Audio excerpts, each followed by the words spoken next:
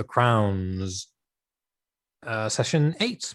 And unfortunately, we don't have Terrell with us, but we will soldier on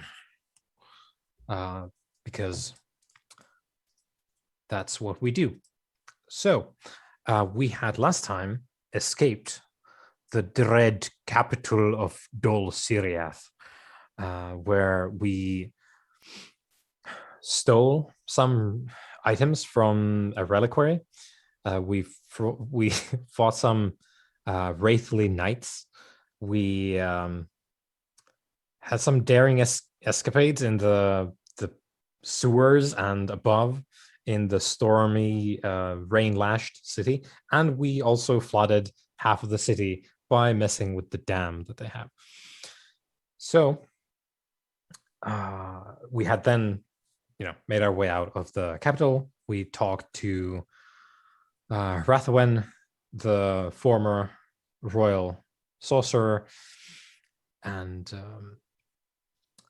had parted ways with her and headed south towards the Weeping Weald and the army that we know is going to be heading to Dol Siriath. And we're going to start by our heroes arriving in the Weeping Weald war camp of Lord Beric and his banners, and the vastly larger crusading army of the Covenant of the First Flame, headed by the archpriest Kelvir. And so I think it is, I want to say it's like early afternoon when you stride into the war camp. You will have met like the sentries, like before you talk to them, they let you in. No one's thinking you're an enemy skulking in at night. And so you arrive in the war camp. So it is again the Weeping Weald, an ancient pine forest it's like a hall of trees, as the canopy and the sort of branches are fairly high up because it's pines, large ancient pines. And it's quite roomy there, except now when it's like a tent city in the forest, as they're not marching today. And it's campfires. There's the smell of cooking, the usual sounds and sights that Glarvir knows very well from campaigning, maintenance, routines, all the things that make an army work are being intended to on this day of apparent rest and maintenance before the army moves on. Right. So you're there. What do you do? As we're walking in, I'll be taking a deep breath and smelling the campfires. And it's a very familiar sense to an old campaigner like Glarvir, and I sort of like clap Cameron on the shoulders and I'm saying, these smells take me back, lad. Back to my days in the Dwarven armed forces. There's nothing like spending a night under the stars, the crackling of the campfire, the smell of cooking. Unless I miss my guess, a small amount of libations going on, but yes, I don't know if I ever told you that I served time in the my own people's armed forces. You have mentioned it, yes. Although, to be honest, I'm not really familiar with this sort of parade. All I can smell is overcooked meat and horse shit. But there's nothing like it, is there? Quite. You did mention it. I mean, you never. I don't know how the Dwarven military works. If you were efficiently an infantryman. Of course. Well, I have cavalry? No, we don't go in for any of that sort of newfangled nonsense. I serve my time as a bannerman to one of my lords, carrying the standard into battle, that sort of thing. And I did my time in the military planning circles, tactician, that sort of thing. Yeah. But that I am familiar with, although less directly than yourself, more from an academic perspective. Oh, yes. still war's a young man's game, and I'm not exactly a spring chicken anymore. So, I honestly can't tell. well, age comes differently to my people than it does to yours, but it eventually comes to us all. It may take longer for the mountain kin like myself than your people, but everything has its time. That's as you do, as you have a habit of saying.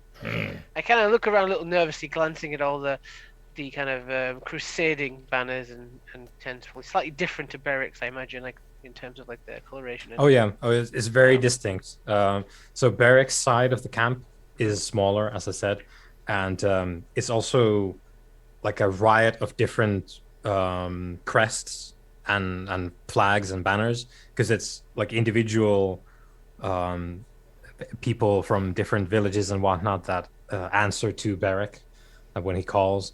So it's like it's just a sea of different colored uniforms, tunics, shield paintings, the flags, and then on the Crusader side you have the same.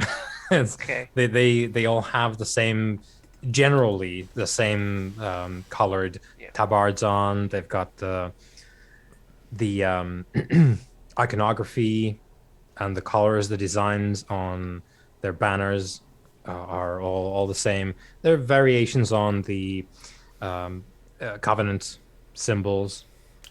So seeing Cameron looking at the banners of the Covenant of the Flame, I'm going to say in what for Glover is like a quiet voice, which for most people is a normal voice. He just changed one megaphone out for a slightly smaller one. Since normally he shouts, like his sort of like equivalent of a whisper is just like normal talking.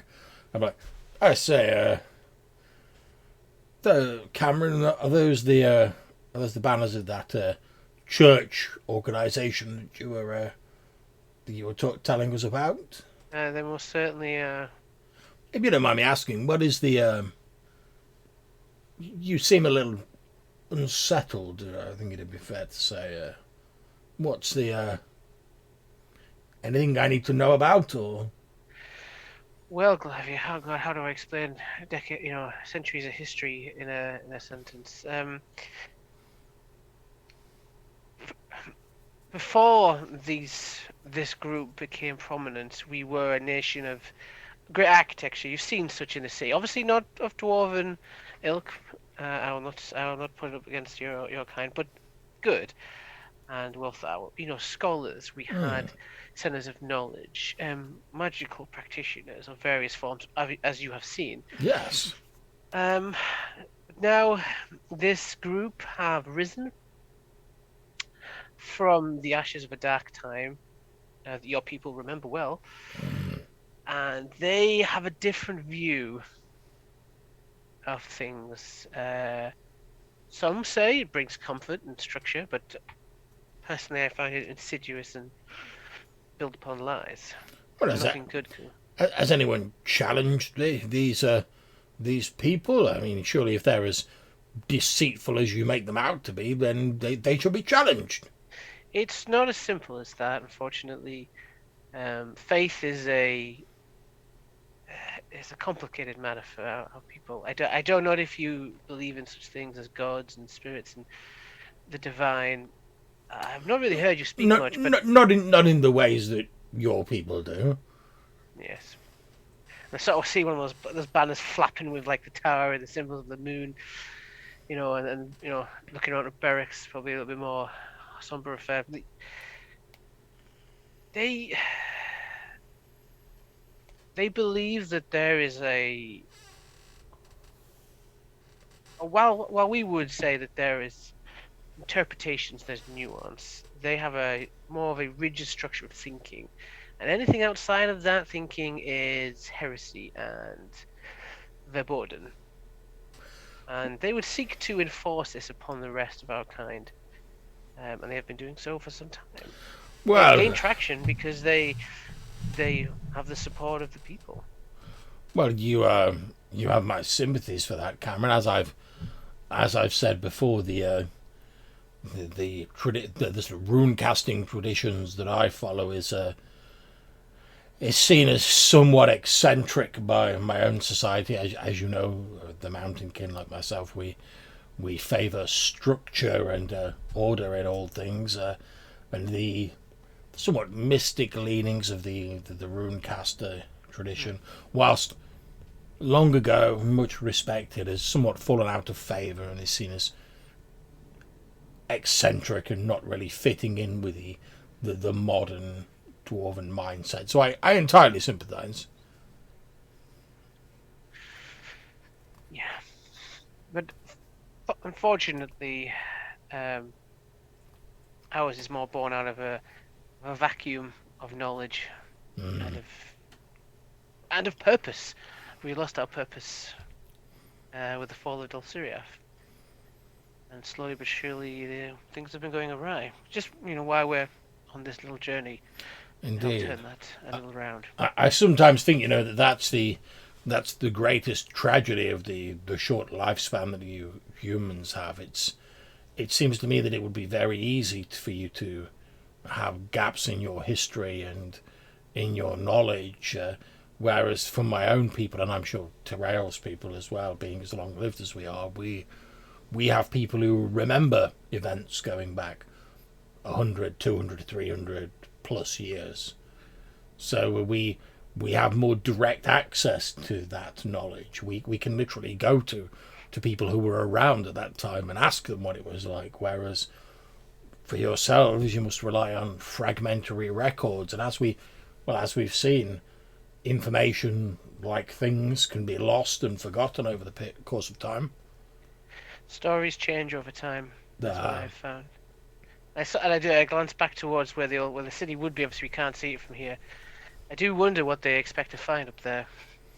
I think perhaps we should endeavour to locate Lord Beric and see if we can. We should obviously inform him about the flooding, and I of course have memorised the route that we took through the sewers. I do not know how passable it will be now due to the flooding, but we can at least give them that knowledge. It may profit them to We some should try and degree. dissuade him from going to the city if we can. I I do not believe that would be possible, given no doubt the effort he has put into acquiring this host and travelling here. I can't see that he'll be unduly keen to turn around and head back home with nothing gained. And these Covenant forces are again an entirely different matter, as you say. People of faith are often not to be dissuaded from their course. That's where I'm away, Glavy. Out of my own curiosity, since you said you were a man who served many years in a campaign, Aye. um, well, two questions really. One, does the person who led the forces you served under, does he still exist? So you said your people are long lived. Did your commander still live to this day? Alas, no. The I served under a number of commanders. Some of them fell in battle. Some of them are still around. Some have moved on to different positions. As I say, was a young dwarf's game. Well, secondly, and I appreciate the sharing there. How do you gauge their combat readiness? Do they seem like a well organized force, well trained from your perspective? It's not something that I know really well. You mean the Covenant forces or Lord Beric's forces? The Crusaders. Merrick, I'm sure he can handle himself. Maybe not in a war, in a skirmish certainly, but I'm more curious to the church's forces. Well, I'd need to get a bit of a closer look before I could speak with any degree of authority. I mean, obviously we're at a distance. We're just sort of glimpsing them at the moment. I mean, if you're happy to wander closer, I'm happy to have a Sure. look over their forces and give you my impressions, of course. I do have a question for the wheelmaster in the sky, though, as we get Yes. closer. So I don't know if we ever established. I know we talked a little bit about it in the before the campaign started. But what is the current, if I'm even aware of it, what is the current view of the church against magic practitioners?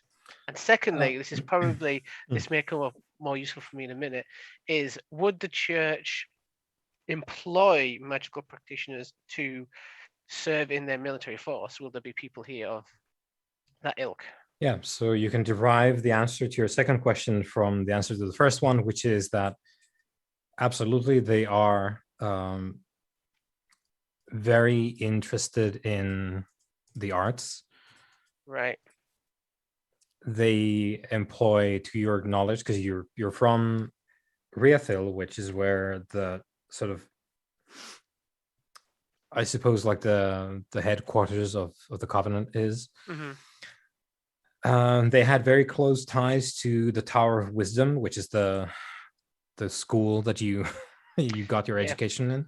So this is, I'm sort of edging towards an idea, and I'm Yeah, tempted. I don't know if I dare pull the trigger, but it certainly will help me achieve a goal if I can. yeah. So, So I will say some more. So okay. you're aware that recently is like any sort of like quote unquote secular rulership in Riathil is mostly a puppet show, if it exists at all. It is indeed the hierarch of the Covenant. That It's the is, church's game, essentially. They're yeah, running it's the basically the Covenant runs Riathil now, Covenant, yeah. and this has happened. This has like escalated in let's say the past 10 years. And to your understanding now, you've been absent from the Tower of Wisdom for some time, but from what you can tell, it's they're basically the same organization now. The Tower of Wisdom and all the sort of arcane scholarship and the Covenant are basically melded to the point where it's the same Using them as soldiers now. Yes, same interests. So the answer would be absolutely. They probably have several, not only summoners, which is part of their religious practices anyway, but also capable sorcerers in the right. crusading army here. So what I'm going to do, I don't have to do it now because we want to talk to Beric. Yeah. But my idea was sort of scratching the back of my head was to use my circles Mm-hmm. to see if I can find a student I taught previously at the school here Mm-hmm. as an adult Mm-hmm. who's serving with the Covenant, and I can try and get some details out of them about what they're doing. Yeah, we can make the roll. Absolutely.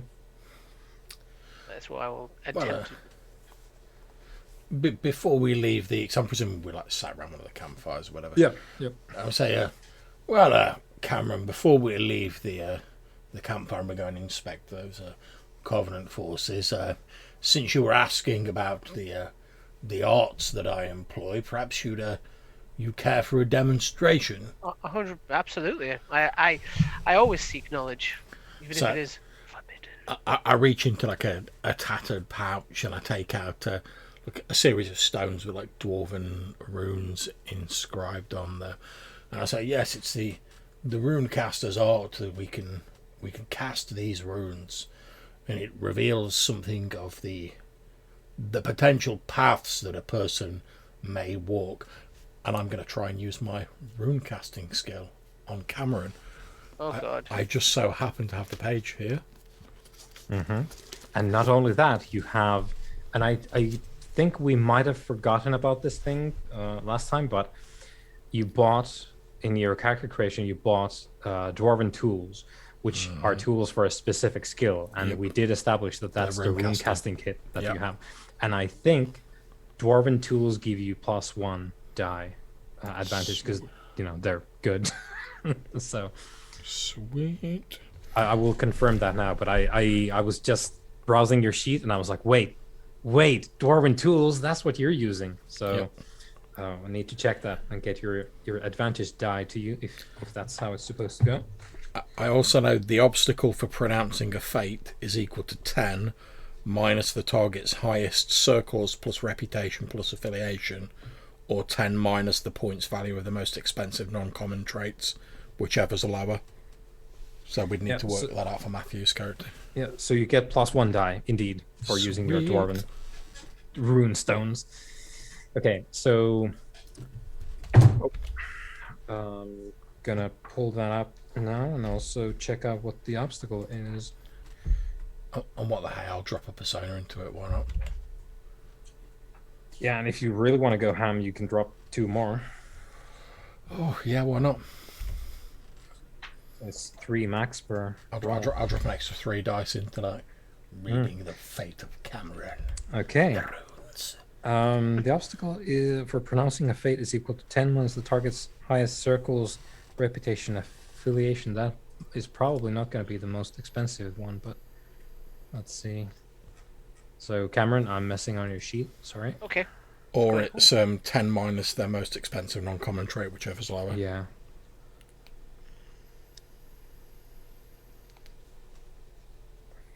Yeah, that's your circles is 2. So that would be 7, or then 10 minus the point value of the character's most expensive non-common trait.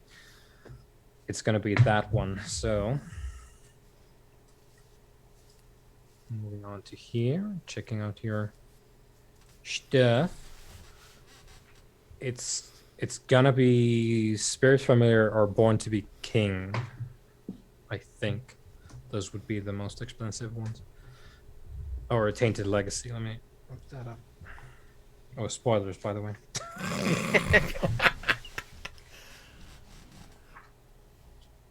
Okay, Tainted Legacy. I love the fact that like half of like Matthew's like traits sound like 80s new romantic like albums. Yep. It was the vibe I was going for. That's it, man. Okay. So, since we're going in alphabetical order, I'm going to check Born to be King first.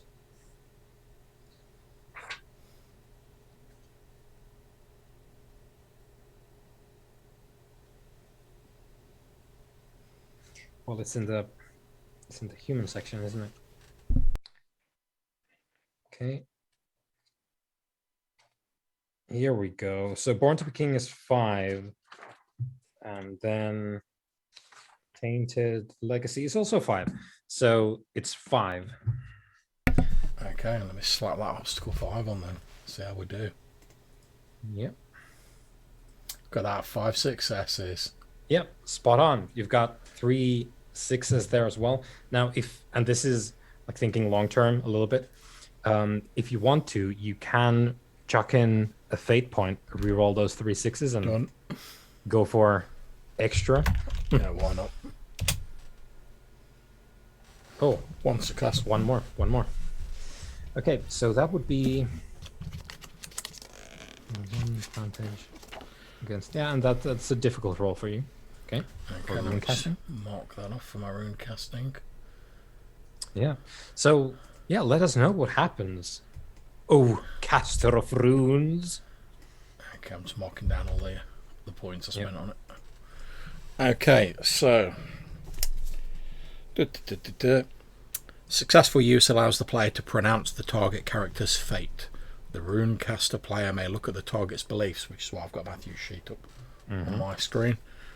The fate he pronounces must tie into one of the beliefs, and it must be suitably dire. A rise to power, a tragic death, or a Pyrrhic victory, for example. In order for the pronouncement to have a chance of coming true, the runecaster must change one of his beliefs to match the fate. It's ultimately up to the target whether or not he will embrace the fate or veer from it. However, if a scene is played out in which the fate is fulfilled, you get a deed point. So if I pronounce your fate, Matthew, and then you like achieve that, you get a deeds point. And if you're killed while you're fulfilling that fate, your next character gets a deed point. And those deed points are they're the good stuff. Yeah, that's the They're top like the level. Capo del Monte of like fate points, man. Yep. I can't remember what you can do with them, but I know it's good. You can either re-roll all your failed stuff in a roll, or before you roll, you can double your dice. Right. Okay. So I Glave cast these runes in the flickering light of the fire, bewildering dwarven symbols that probably don't mean anything to Cameron. And as he looks at it, his voice sounds a little bit hollow and a little bit like he's a little bit far away or a little distant. And then as he sort of like moves the stones around, like not tipping the runes over, but just sort of peering at them and examining them, he says, yes, I see the covenant of the flame. You see this this rune here, that is the dwarven rune for fire. And I see that you, Cameron, Redwyn, you will spell the doom of the Covenant of the Flame and will bring about its downfall. How loud are you shouting this? Because Loud. Oh boy. Okay. I can't help it. I always shout. So that's you getting a point right there, John. And what I'm going to do is I'm going to change I'll make preparations and set out on a journey to Cascarad to... I will aid Cameron in overthrowing This flame is going out. the dominance of the Covenant of the Flame. Now, obviously, you don't have to do that, Cameron, but obviously if you do bring about the downfall of the Covenant of the Flame, obviously it's long term, you'll get a deeds point for it. And as long as I'm helping you, I get points as well. We'll have to decide now if I'm going to embrace it. You do it in play. You might do nothing towards it. Yep, you do whatever you want to. Now, if you wanted to immediately start changing your beliefs here, depending on how you feel about this, you can absolutely go ahead and do that. I feel like right now he wouldn't change his beliefs because he doesn't have a personal reason to bring them down. He doesn't like them, but he hasn't found an inciting incident to actually take action to tear them down. Yeah, see, with me, because the pronunciation I make, it has to be connected with one of your beliefs. So, when I expose their true intentions, that might change pretty quick. See, that's it. That's why I've zeroed in on that, because you're like, oh, you want to expose the true intentions and whatever. So I have to basically make it like an epic fate. It can't just be like, oh, you're going to cause them a minor inconvenience. But obviously, Cameron's been watching this very intently as you've done this, and is fascinated by the kind of ritual of it, the kind of the things that how you'd perform it. Yeah, I'll be pointing at a rune and say, this rune represents you, and I see the rune for doom and the rune for flame and faith. Make no mistake, Cameron, you will spell the doom.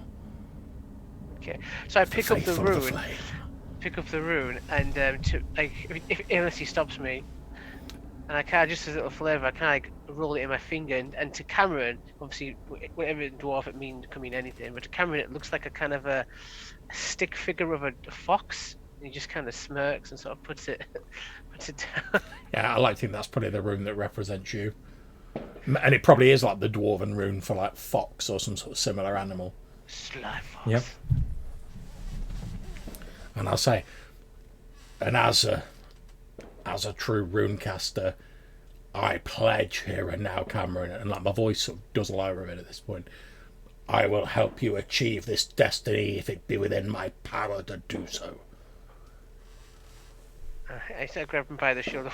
I thank you for your heartfelt aid, Lavia, but if you recall what Ruthven said, these people are going to their deaths. I do not need to take action against them. Indeed, these people may be going to their deaths, but as you have said, the roots of this organisation... I do not wish for their deaths, but... The roots of the organisation, as the Covenant of the Flame, run deep. Surely the whole of their number is not here. For as you have said, faith is a pernicious thing. And even if all of these people here perish, there will be those that still believe, and this faith, this organisation may rise again from the ashes. But make no mistake, if the runes and fate be correct, you will spell their downfall, and you will be the one standing when they are but ashes blowing on the wind. Well, I wish you had said this when Earthman was still with us. Perhaps you would have aided us further. Well, it is. If fate be willing, we may yet see her again. Perhaps. In my people's views, fate has a way of bringing those together who need to be together. I believe we may yet see her again. I feel the same. Under what circumstances, though, that remains to be seen. once one has made one's peace with fate, Cameron, you will learn to accept that nothing ever truly ends. You do not feel the need to change fate if it displeases you, Glavia. One can no more fight against fate than one can command the tides to turn back. It is simply a matter of whether we are destined to struggle against fate, and perhaps we profit in that struggle, but in the end, fate always has its way, or whether we embrace that fate. But that is a decision that each person has to make for themselves. You counsel acceptance is the key here. Not necessarily, Cameron. I counsel that it is each person's place to decide. After all, remember, very few are even aware of what fate has in store for them.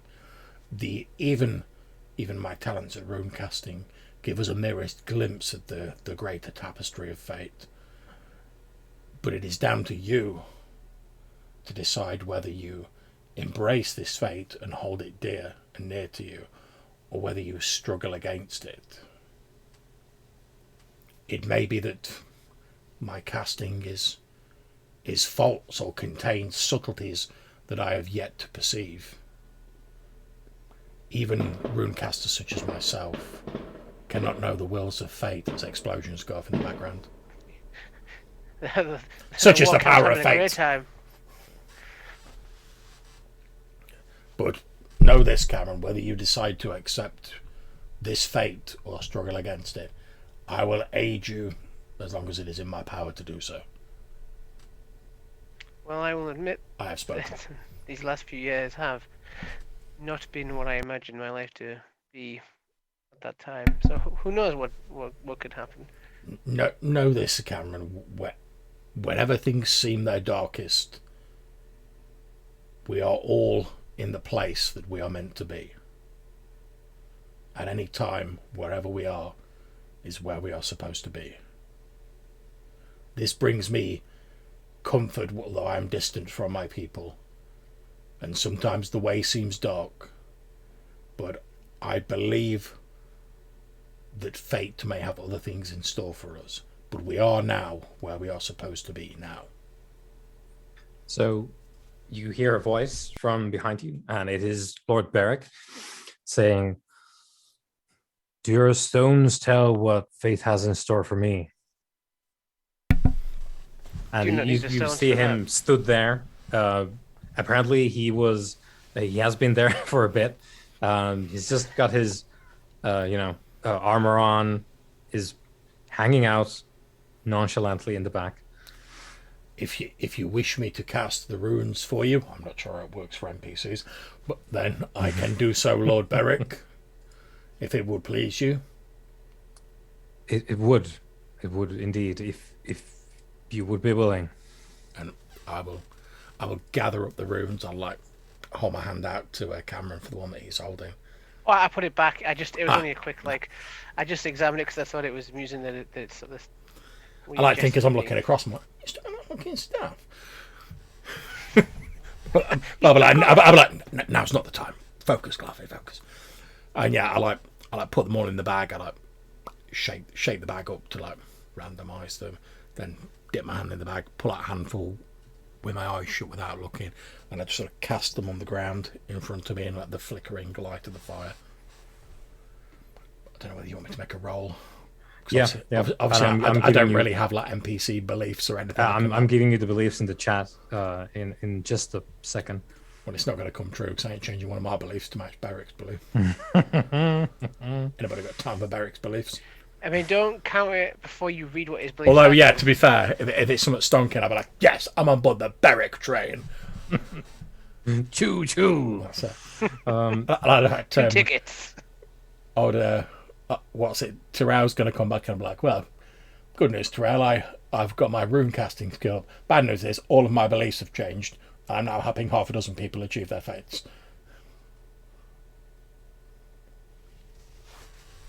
Can you get additional beliefs just for fates, or does it have to stick to the... No, I have to change one of my existing ones. Right, okay. But you know what? I believe in fate. If that's the price you got to pay. That's what you got to do. You got to pay. I mean, if you need an example of the power of fate, we're just doing we're doing a bit of fate casting. We're going to go see Lord Beric in a bit. Oh, who's this who's just shown up behind me? Oh, it's Lord Beric. Also interested in fate. I feel like you're going to give him bad news. Possibly. Like, real bad news. I can only speak for fate. And even then, I am but a poor vessel. So I can only, as I say, there are maybe subtleties and twists and turns that are not visible to me. This is the rune stones are not a precise tool. They just give us a glimpse of a far bigger picture, one that is normally hidden from us.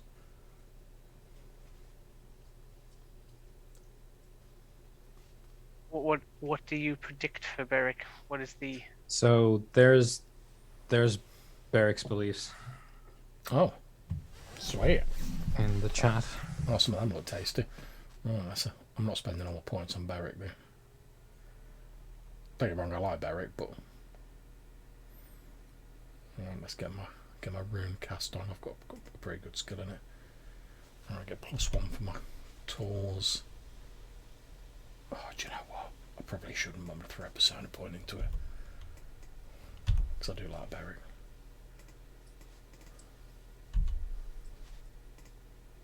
Okay, what's the obstacle?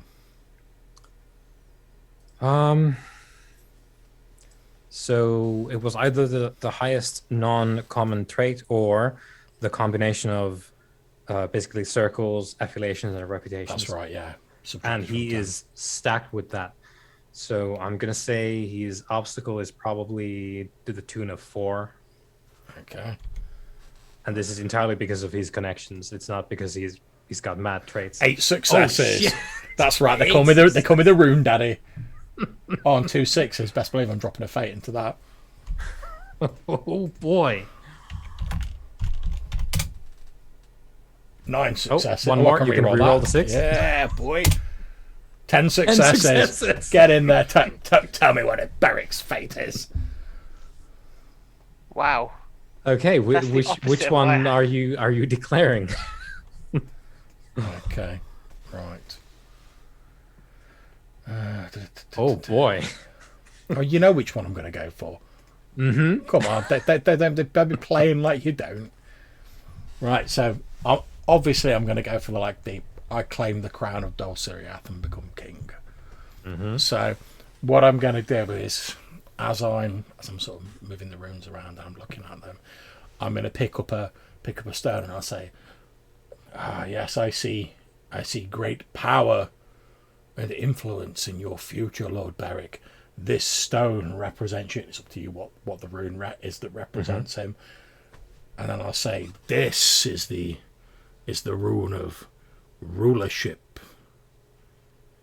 And you see its closeness to your own rune.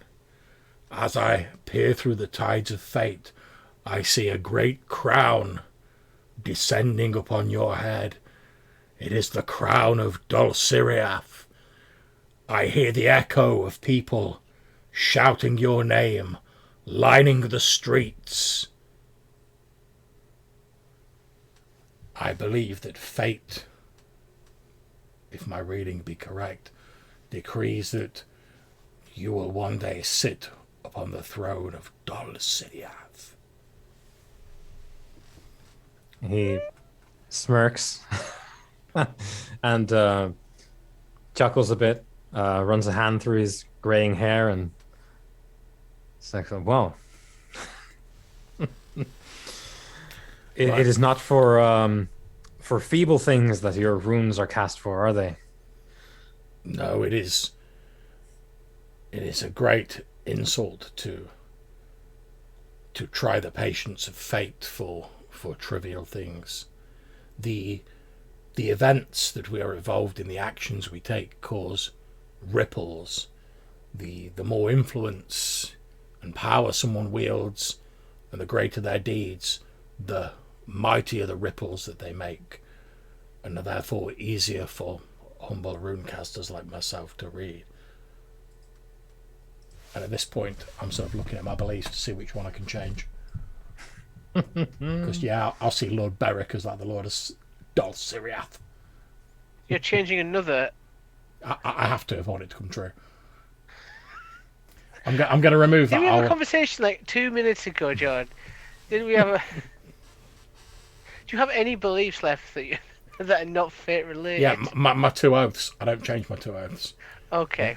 Okay, so I'm going to get rid of the I will renew the pledge to blah, blah, blah, humans and dwarves. I'll get rid of that. Let's see. So I'm open to suggestions here, guys. 'Cause obviously, the obvious thing would be like, yes, I'm going to sign up to your armies, Lord Beric. Let's take Dol Siriath, which I'm fully up for. But obviously, I don't want to entirely disrupt the game by me suddenly be like, forget you guys, I'm off to sign up for Beric's crusade. So I'm open to suggestions. Because in order for this to vaguely stand a chance of coming true, I have to have a belief that's connected with it. I want to say, because of the belief that you're replacing, because I really enjoy that. I feel like one of the ways here, like, and we have to take into account like what Glarvir thinks actually is true. But my suggestion would be like, take that belief, retool it to be like, I will, counsel Lord Beric because I see the worth in him, and I want him to step away from this insane, death march, and instead of doing this thing, actually, send people to Mulbrannan, hook up with the dwarves like this was the old days, and make an alliance with the dwarves and like work long term instead of going on this crusade and dying.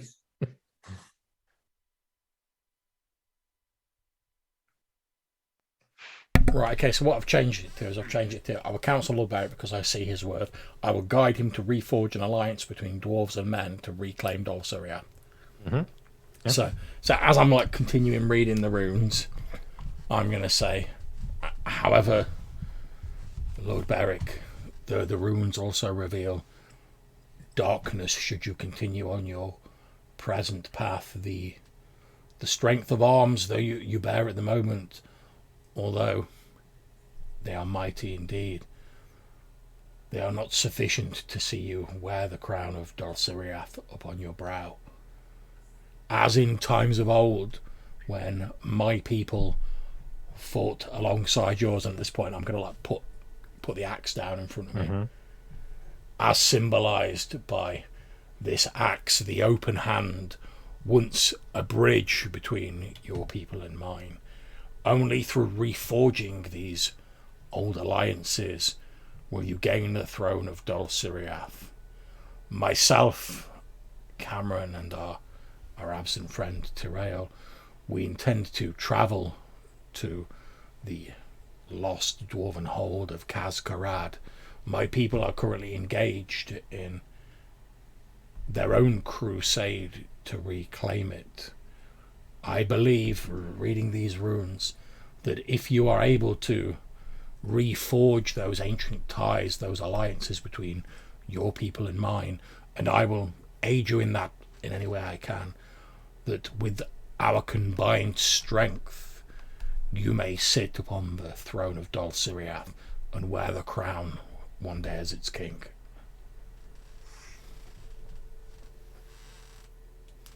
Yeah, like he was being quite jovial, like, tell me my fortune. You're like, you will be king. He's like, I did not expect that. So he was being quite jovial, but as you continue your read, he grows more serious and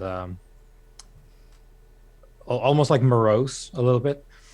And he says, I did have my doubts about our capability regarding some of the things that I know and have been told about whatever inhabits the old capital these days. Indeed, there are restless spirits, fell creatures that wander the stone halls of Dol Siriath. Friend Tirael has brought us some time he has flooded one of the dams in the city, and I am aware of a secret way to enter the city using the ancient sewer works, which I can relate to, although I do not now know how passable it is.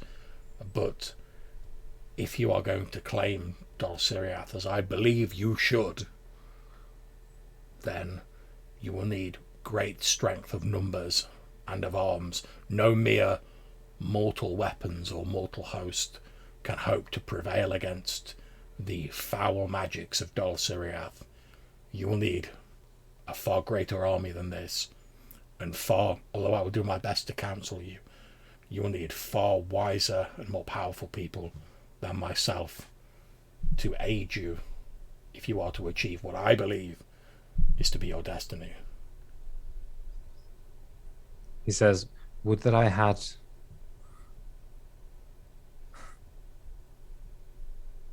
this arcane craft on my side. And he turns to look at the other side of the camp, towards where the crusade is.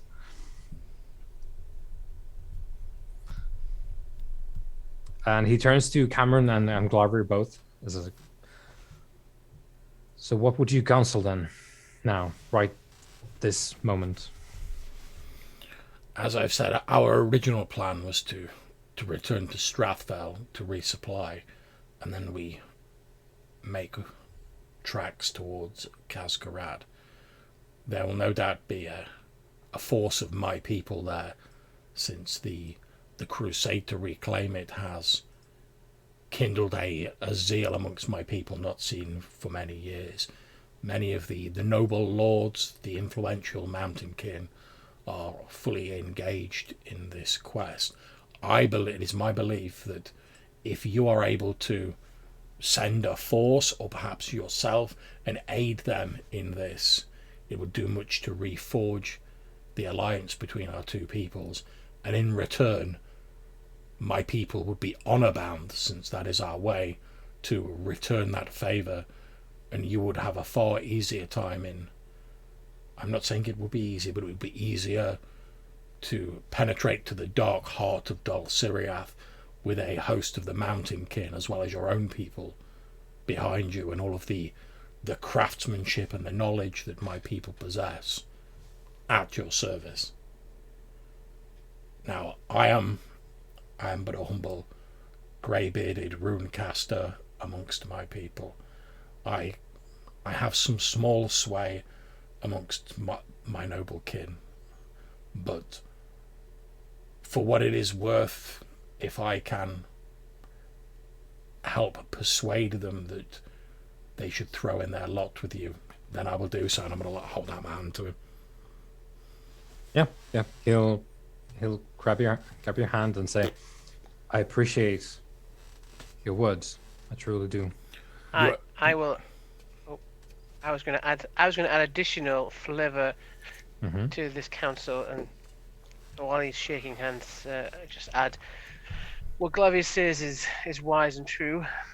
Council, from what we have seen up in the old city, admittedly not for long, that place was lost by man, and perhaps it cannot truly be reclaimed just by man. It may require something else. And remembering the old friendships and the old orders may be one path to get it back.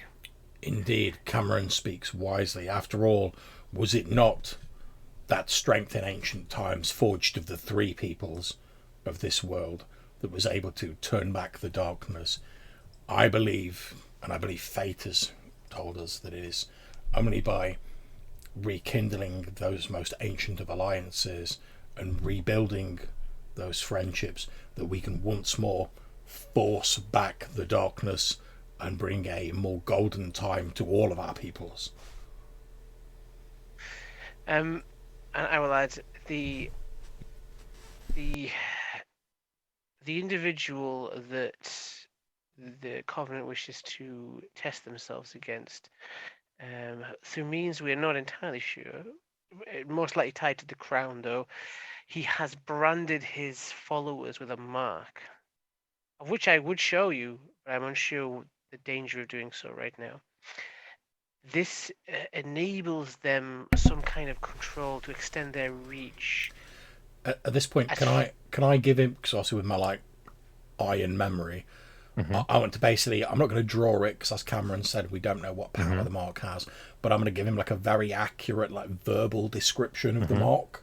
So like if he saw it, he'd recognise what it was. Yeah. So you described the mark of fealty Yes. that we've seen before. Yep. in terms of, I'm glad you can correct me. In terms of like a battle commander, it is as if he can see, as if he is present when his men encounters his enemy. He can be anywhere in the city that he wishes.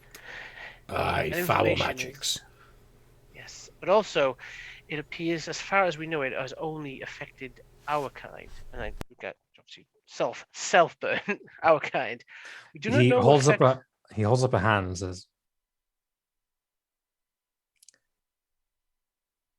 "It was late at night when I saw this, but I went by the temporary arrangement that we have for those poor people and miscreants that you brought back from the Weald. They had the mark that you described. Then he is likely aware of your coming already. They are in Strathville where we left them, and now you're saying that whatever fell power resides in the capital can extend its reach through them. I do not know exactly what limitations, for this is the first time we've seen this in play, but it seems This is troubling. that there is a connection. And also, as I was trying to, as far as we know, it only affects our kind.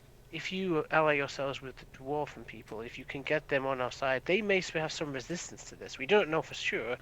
That might prove pivotal in an actual battle with him. Might I make a suggestion how this potential problem can be turned into an opportunity? I do not claim to understand these magics. It is not the way of my people. But from what Cameron has said regarding this mark, perhaps then use it to your advantage, Lord Beric. If you were to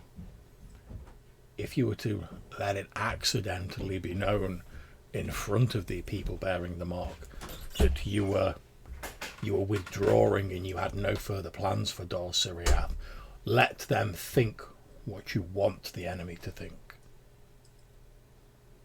And in that way, pass them false information. So when you have reforged the ancient alliance and the time is right to strike against Dol Siriath, the enemy will be unaware of it. Whereas if you strike now, your forces, and I don't mean to say this to be insulting, your forces will not be sufficient. And the enemy is already, we have seen this, is already on high alert. The waves of your current forces will splash against them like waves against a cliff face. Far better to withdraw, marshal your forces, and then when the time is right and the enemy is least aware, then to strike and make your play to claim your destiny.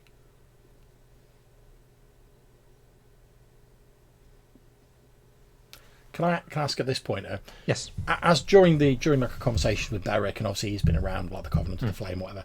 Have we got any sort of like vibe about like what he thinks about the Covenant of the Flame? I'm getting the vibe that he's not particularly fond of them. Yeah. You got Beric wise. Beric wise. I've just read his destiny, mate. Yeah. The most explicit we've seen from him, it was when he was like a bottle and a half into wine. Yep. And he introduced you to his mother's previous workshop. Yeah. And it was like, yeah, the statue out there, like the Strathwell people like made it for my mother before the Covenant burned her as a heretic. And yeah, he's not outright said it, but not a fan. So basically, in a sort of slightly lower voice, I'm gonna say, It is my belief that you will not dissuade the Covenant from wasting themselves uselessly against Dol Syriath. If they are going to attack anyway, why not observe what happens to them and use that information so that when you make your attack, you will be forewarned and, in a sense, forearmed. Let them waste themselves fruitlessly in an attack on Dol Syriath. Get what information you can from it, and then withdraw, reforge the old alliance, give the enemy time to think that they have defeated you and your allies, and you're withdrawing, and then when they least expect it, that is the time to strike.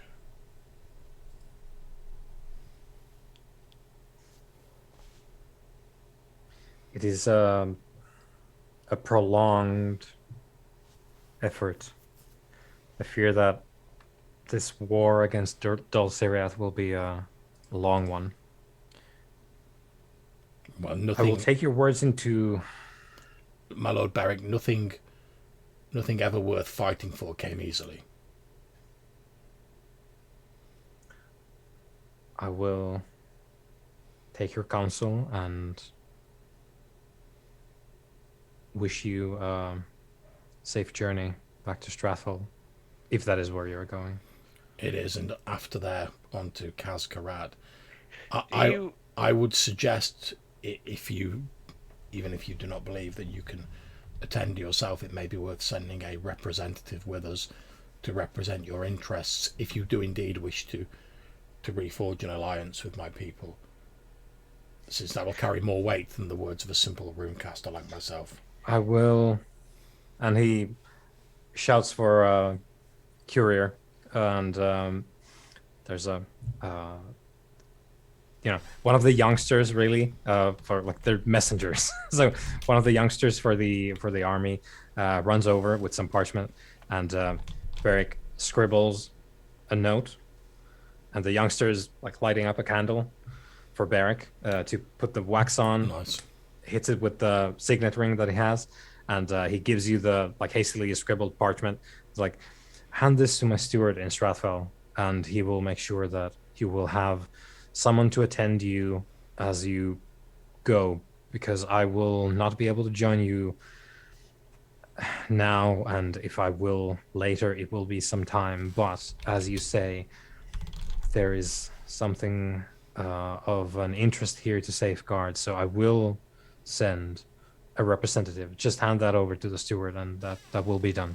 Of course, and I tuck it down in my armor to keep it safe. Yeah. I would suggest considering making contact with the Dark Watchers as well. For I believe that their goals and yours are more aligned than you would realize. Oh. he chuckles a bit and then smiles sadly and says, "Oh yes, I know. I quite know. For my mother was one." Oh, I was not aware of that. Yes, most people are.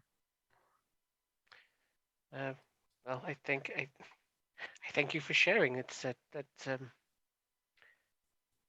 considering what you told us before, I'm sad to hear of her end. Oh, I fully believe that what befell her had something to do with this. I would agree. That being said, I'm not privy to whatever secrets they hoard somewhere else. Well, we will do, as a felt that watcher, we will do good in her name. She'll be remembered. Well, Also, we all try in our small ways, I suppose. Glavia keeps telling me, whether I know it or not. If you wish, we are returning to Straffel. We can make sure that these branded fellows are not causing any mischief. Very good. And if it is of no problem for yourself, Lord Beric, I noticed you had a workshop when we were exploring the town, an alchemical place. My mother's study, yes. Would you be have any issue with me taking a few supplies from there for my journey? I have a little talent in the art. Well, Matthew, would you like to roll your persuade? Yep, I would like to. I would definitely like to fail another persuade roll. Certainly, certainly. Yeah. Persuasion. I Oh, do believe we went with. I don't have this down, but we rolled this once before at least. I've got it on my skills being learned. I mean, that's what I should have done in the room casting. I should have been like, oh, Cameron, I see ones in your future. Many ones. Anyone's. I shall attempt to make the roll. Yeah, just let me. Okay, here we go.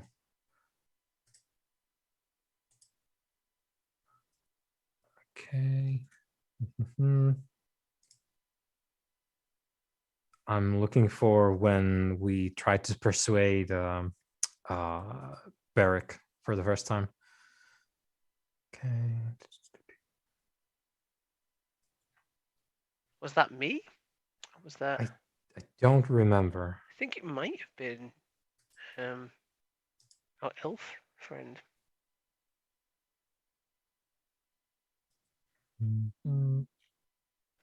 Oh shit! Yeah, yeah. That's gonna take a while. I forget the chat log goes all the way back to our the con games that we is the same setup here. Same So I don't have that right now, but hmm. Let's call Beric at a 5 Oof. Okay. because this is kind of his main deal. Okay. Maybe slap a persona in it. Oh my god. Oh, I get two. There were 2 6s in there, but John, I can't beat a 10. I just look at it. Just look at it. The fates have decreed it was not meant to be. Even if I had put Persona in there, it wasn't gonna scratch that. I guess I get some nice XP though. Yeah, you can mark your persuade. So if it's challenging, does that mean I get 2? No, it's just every try you do, it's 1 dot. 1. Okay. Yeah. I'm on my way. Yeah. So Beric says, well, if we are trading mementos, you would have something of my mother's. I would have that in return. And he motions towards your scepter. Oh. Well, Beric, I would happily trade this for such a generous offer. However, this scepter is not actually mine to trade. It is Galavia's. He lent me it in our excursion into the city, so I cannot vouch for this, unfortunately. At this point, I'm going to ask, and feel free to say no, because obviously I failed the greed roll originally. But like, I'm trying to like protect the members of the Fellowship, of which Cameron is one. I'm also trying to get like Lord Beric on side, and he obviously wants this scepter. Is it possible for me to like force my greed down to like let him have the scepter? So let's review greed and what it says. I think it's just you need to roll for the thing that you want to do, which is exactly that. So where is the greed? Here we go. So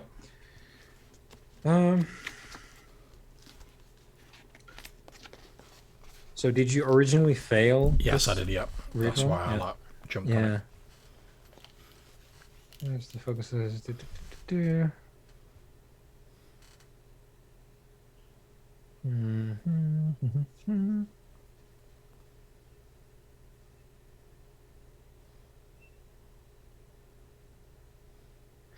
Right. Okay. Well.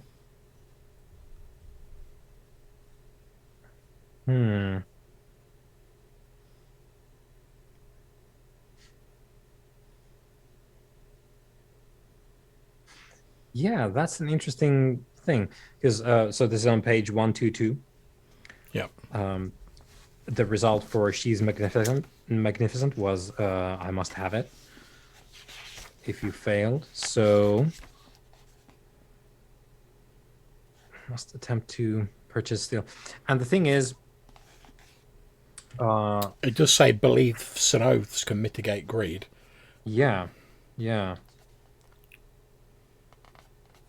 Well, that just reduces the initial like greed test.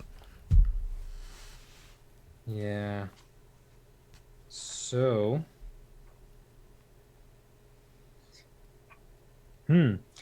because the let it ride, which is the, you roll once for a thing and then that stand. Yep. Again, this is one of the things that is sort of clarified later on in the corpus of text for this game, but it's kind of an intent that lasts for a session. Yep. So I think what we could do right now is have you roll greed Okay. again and see what the result is. But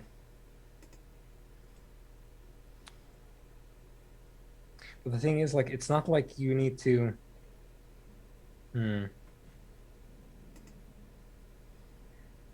Beliefs and oaths can mitigate greed. Reduced by 1.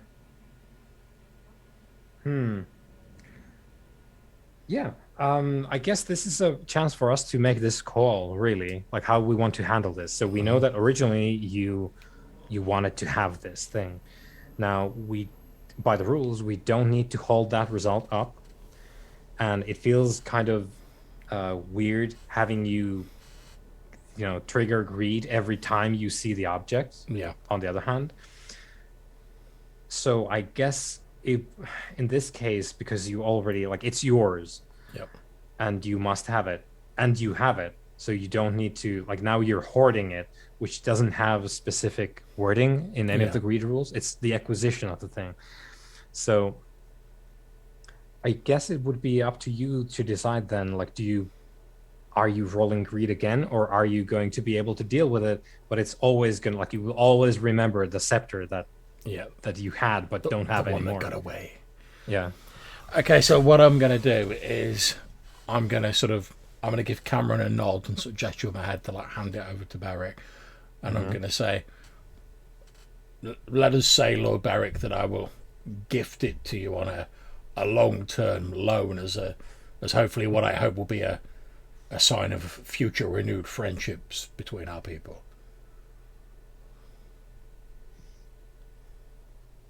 You drive a hard bargain, but I will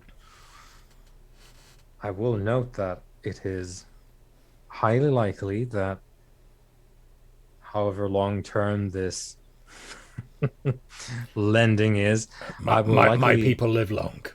I will likely have passed on before you. So I will take the deal for the appreciation that I have for the mountain folk.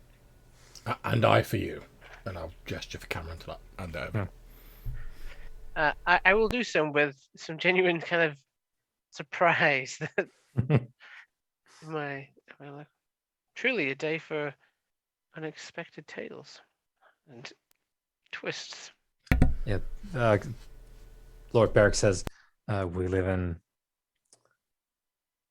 very surprising times, I find. But as Glavia told me as you were listening, that we find ourselves exactly where we need to be, despite the strangeness of it. And so it would appear.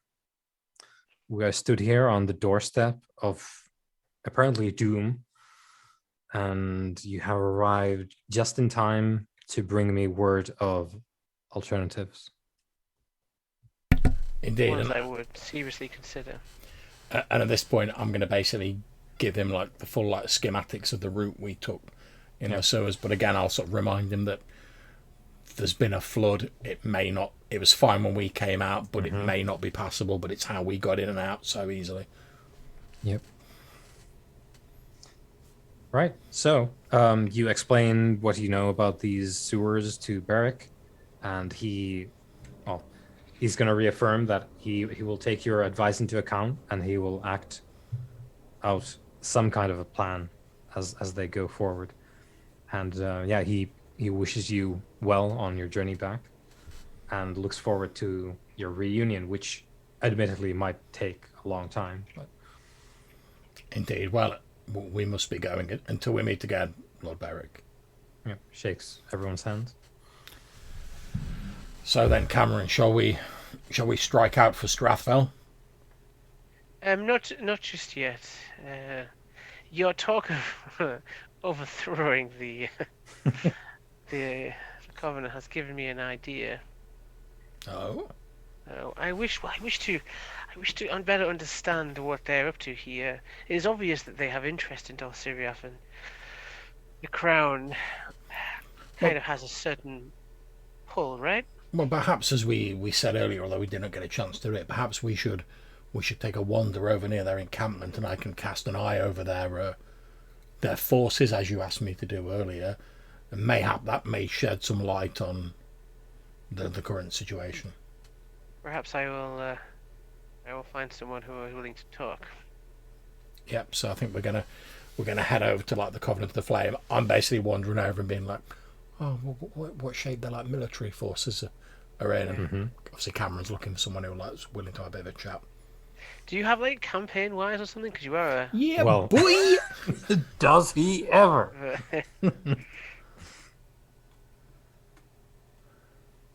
Yep. So whatever you guys want to achieve there, just get your intent and task in order, and we'll smash through those rolls. Yeah, so my intent is to use my campaign wise, possibly with forking in my command, if that's applicable.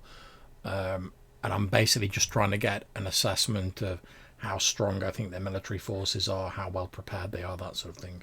Just a general sort of overview of like their military might. Right.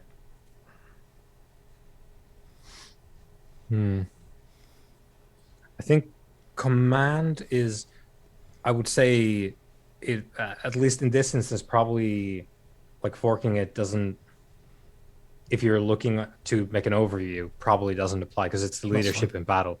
But like to highlight this, if you were to command in like this situation, Yeah. in a battle, absolutely, for campaign wise, into command, absolutely all day. Yeah. But I think, yeah, campaign wise, if you're taking a look around, I'll just go with campaign wise then. yeah. So just to get an overview is not very hard at all because they're camped here. Everything's sort of there. And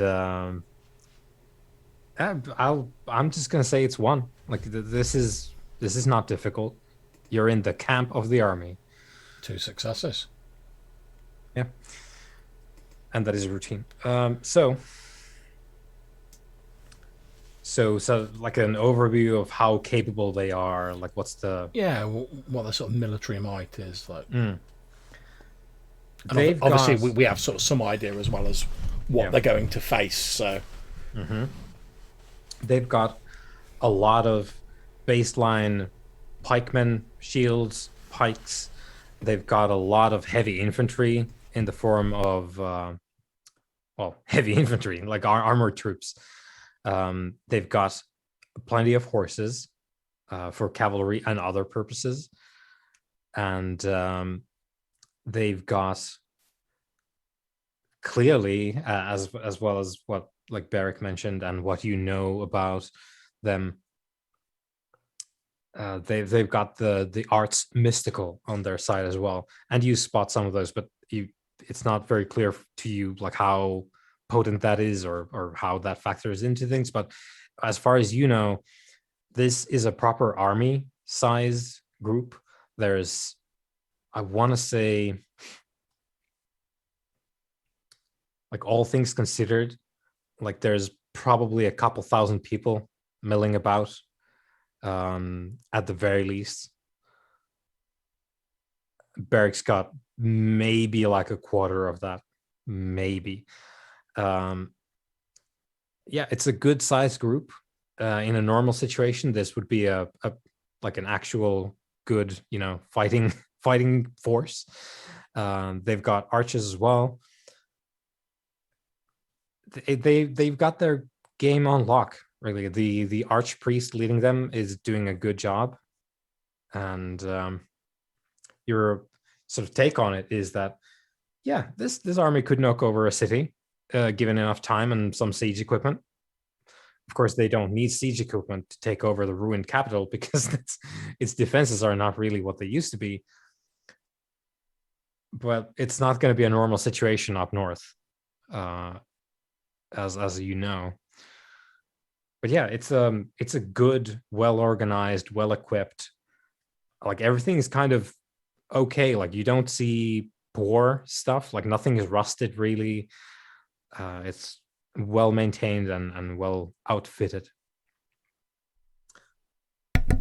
Yeah, so as I'm walking around, obviously I'll relay that to Cameron. Mm.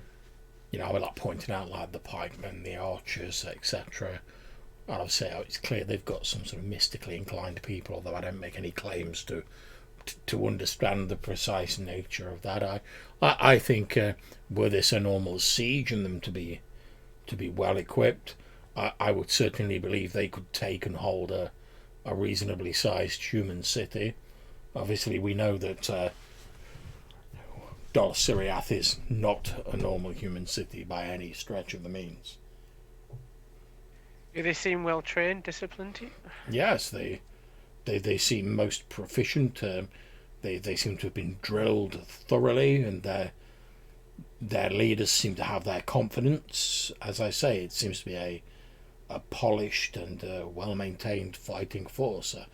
I would think under normal circumstances they would be quite the opposition for a city, but Dol Siriath is a different matter entirely. We've seen but a couple of examples of what may lie in wait there, and they are not the normal enemy troops that they'll be facing. I was kind of hoping that you would pick up on some kind of unusual configuration or strange siege equipment they brought with them. This just seems like a normal army. They don't seem to have a great deal of siege equipment, but I would not expect them to. After all, Dol Siriath, for all intents and purposes, is a ruin. There is no need. There is no need to batter down the walls or launch ballistas over the battlements when the way is open. It seems. I don't know. To me, it seems that the church's resources, they wouldn't be entirely ignorant of the situation in Dol Siriath. So how are they planning to get around these particular problems?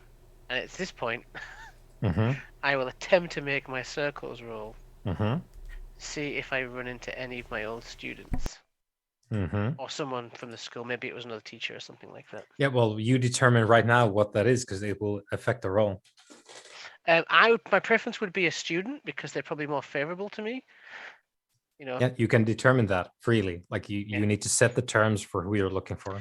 So a student, it probably would be another summoner. All right. I am a mass summoner. The rules may not back that up when I'm trying to summon something, but I am a mass summoner. Did the teaching job, did the gig for a few years. Yeah, you've got the the diploma. Preferably on good terms. Maybe I only taught them for a few years. Maybe I left when when their studies were incomplete. You obviously know what's going on at the tower. Well, I don't know what you see. The wheelmaster knows. Yeah. So you don't have a student life path, I think, right? I don't believe so. I'm gonna jump here. Apt pupil is the one that you have in a noble court, though. So you don't have the sort of magic school type deal, which is where you taught in the Tower of Wisdom. So it's going to be within the same setting because you were in the Tower of Wisdom. You just never were a student there. You learned your arts, like you got your grounding elsewhere. Self-made man. Yeah. It's the same setting, but not the same life path. So we're looking at an obstacle 3 for this. Obstacle 3. Okay. And I will highlight once again, you can dump up to, I say dump, really, it's like inject or enhance your dice with your persona For me, it points. was dumb because last time I just Yeah. threw it away. But I was planning to anyway Hmm. for this one. This is important. This is information that I do want. Yep. Well, Cameron wants. So So and I will highlight as well. You can define specific conditions for the person. yeah, So you could say, I want a student from the Tower of Wisdom who knows what the mission is about, the crusade is about. yeah, that's what I want. I basically Yeah. want a student that I taught previously, preferably in good terms, as far as I'm aware, who knows what their true intentions are and the method of which they're going to go about it, Mhm. like their strategy. So that's what Glavia was kind of like the military side. And now I'm trying to turn the magical. Perhaps Mhm. they have some kind of curveball. Mhm. Do I have any reputations, affiliations, or advantages in this situation? Your only reputation is, oh, I will actually mend this. So it's a your only affiliation is the nobility of Riathil, Mhm. the place you're from, um, and that's it. So no bonus there. Yeah, no. Okay, no problems. I'm going to use 3 Arthur because I want this to work. Please Well, work. I will say, unless you want to say that this is also a noble. Yeah, I'll say this is a noble. Yeah, Mm-hmm. Cool. You can have your extra die. I'll have to go. Okay, I'll start it again and then I'll go. Yep. Okay. Yeah. Okay. So we're looking for a noble student from the Tower of Wisdom who Mhm. knows what's going on. Yeah. Okay, here we go. Base obstacle 3. Yes. Okay, come to Papa. Yeah. Spot on as well. Yeah. Okay. Yeah. Get a Please. tick in my. I do get a tick in my You do. circles. Yeah. You get a difficult one. Hooah. Right. Yeah. Now you only need a couple of routines and your circles will advance. It certainly will. I better reduce my persona as well. Yep. Yeah. Okay. Oh, you went full ham. I really needed this to work because it Yeah. ties into a belief, so it's important for Yeah. me. Yeah. It is. So feel free to name this person, and upon doing so, you will be able to add them to your circles down there below relationships.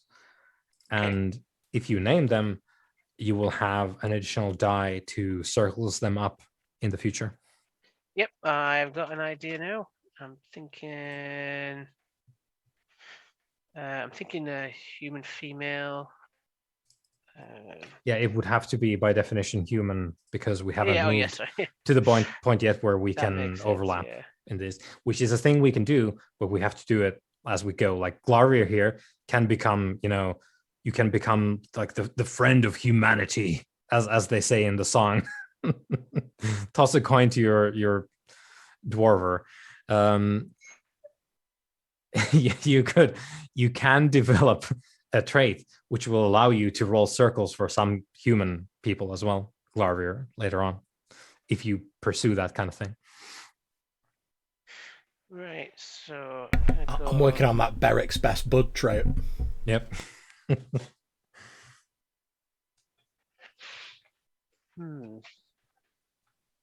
Yeah, the once and future king over here.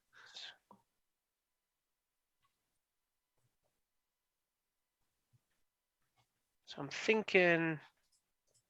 Okay, let's have a look.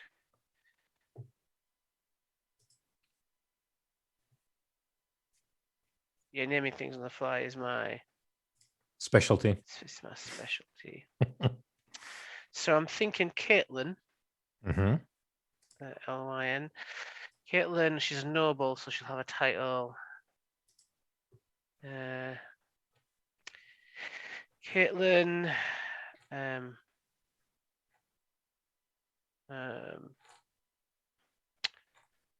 so I'm thinking, so she's probably from one of the cities.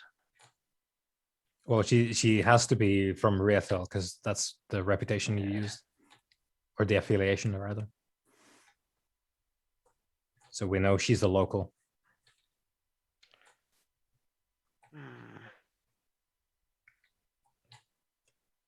Like she could just be, like a line noble, like one of these nobles that don't really have land, but they have a title, Yeah. like So a maybe she's minor like minor noble. she's like a duchy, duchess. No, too. That's That's they too they high have up. land. Yeah, yeah, that's too high up. They're I was trying to well think, to do. you know, Vanderblades where it was like Duchess Marquis, Yeah, like that sort of yeah. thing. I was That trying to. is that is how it goes.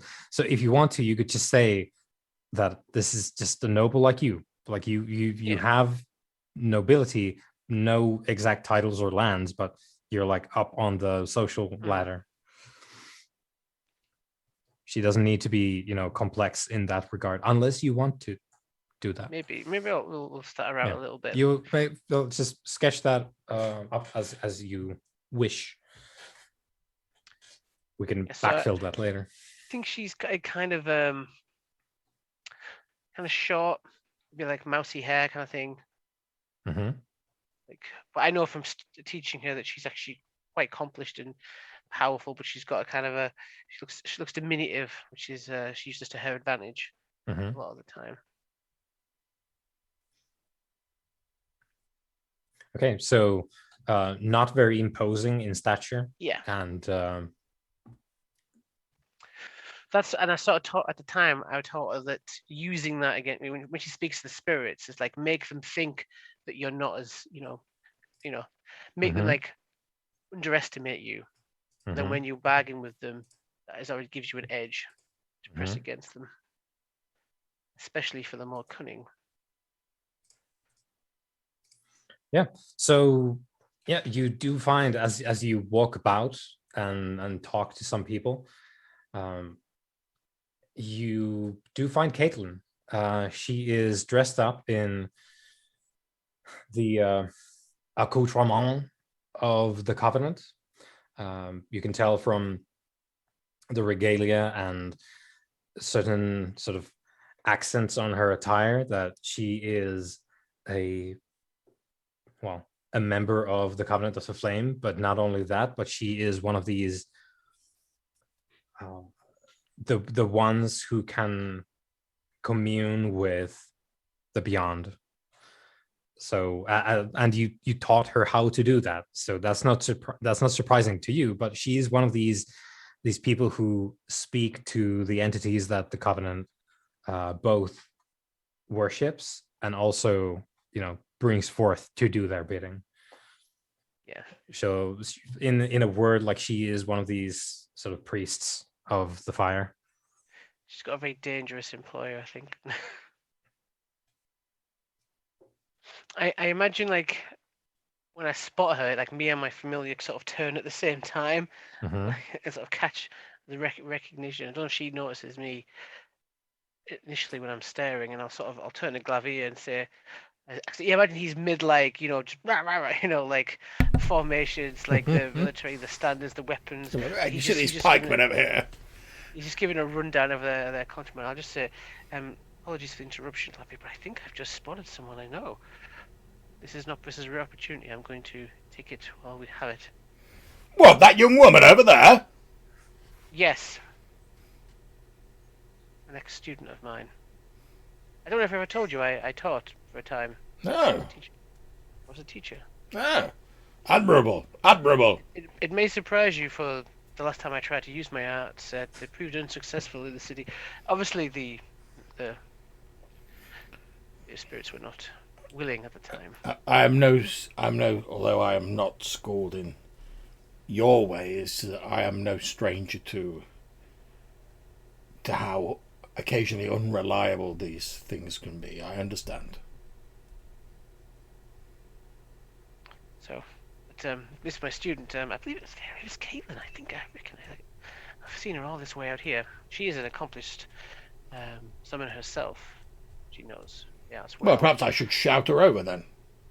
Well, as I started approaching, maybe we should go to her, Glavier. We could always walk towards her. Yeah, capital idea. Is she talking to anyone as I approach? Is like she in midst like conversation with? I think it's just like random camp chatter. I'll try and get her eye. Although I don't want to Yeah. just suddenly be like, huh, Hey guys. hey. Oh, hey, hey. Yeah, she spots you and says goodbyes to whoever she was talking with, and walks on over and says, "Cameron, well,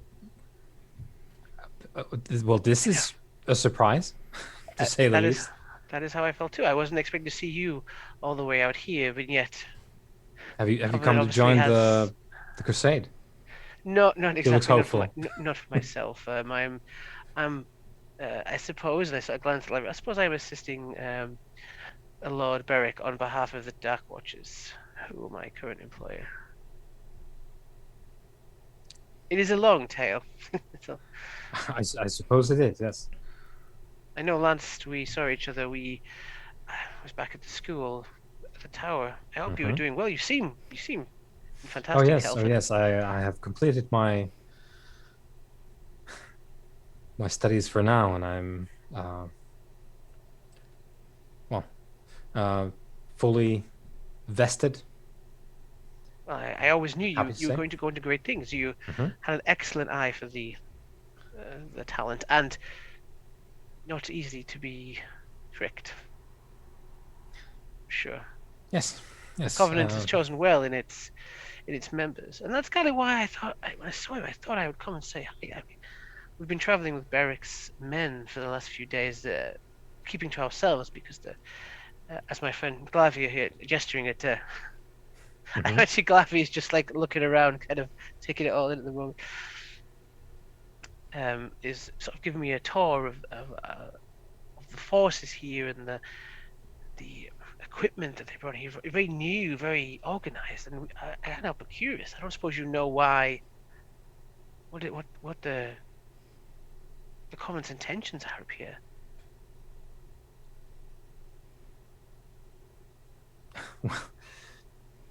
um, I'm sorry. You hmm. You didn't come here to join the crusade, but it, why are you asking? If you don't mind me asking. Well, um, as as as part of my I suppose as part of my obligations to the Dark Watchers is to ascertain threats and uh, dangerous magical creatures phenomenon, and Glavia and we've been doing a little bit of research in Dulciriath, and things we've discovered on our travels are not something you'd find the church interested in. That's why curiosity has sort of got the better of me. So, Okay, and curiosity. I know yourself, you don't half-ass anything, and the church, for all its faults, certainly does its research. So, how would they come all the way out here? I'll tell you what.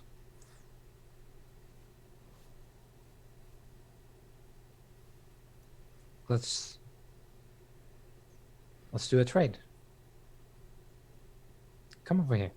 Okay, She moves over to like a little bit of a distance okay. from folks around. I'll gesture Glavia to come with me unless she rejects. I don't want to be She left on. shrugs Okay. at that. Yeah, that's fine. I'll follow Cameron.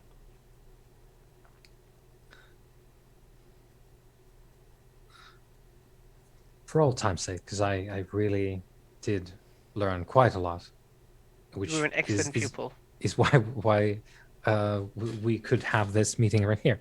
Feels quite fortuitous. Praise the flame. Um, I I clock the phrase she just used there. Oh no, she drank the Kool-Aid. Oh I no. mean she is with the thing called the Crusade. Yeah, I know, but you could just be an employee. You don't have to drink the just corporate I BS. just you know me. I work the Crusades. Yeah. I wear the tabard, I sing the songs. Doesn't mean I've Yeah, actually bought the membership though. yeah. Like, Like I pay my dues, but that's it. Um, she says, for old time's sake, let's share secrets, right? If you've got something Many things interesting, potentially. So you well, first. I mean, let's see what the student has. So I say this. I just well, say with genuine smile. I think in this camp you will find that I am the master now. And she chuckles at her own joke. Yeah, this true. They do seem to be paying you a lot of respect. It is ever since I took the communion and,